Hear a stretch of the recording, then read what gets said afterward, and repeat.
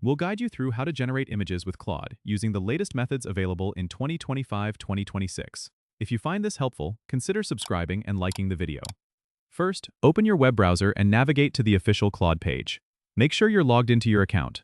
Once you're on the home page, look for the Create or New Chat tab, which is typically located at the top menu. Click on it to enter the image generation section. Now, you'll see an input field where you can describe the image you want to generate. Be as detailed as possible in your description to get the best results.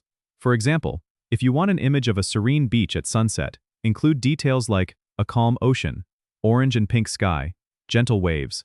After entering your description, look for the Generate Image or hit Enter. The system will take a few moments to process your request and then present you with an image based on your description. If you want to make adjustments, most versions of Claude allow you to tweak parameters like color palette or style, so look for these options on the side panel.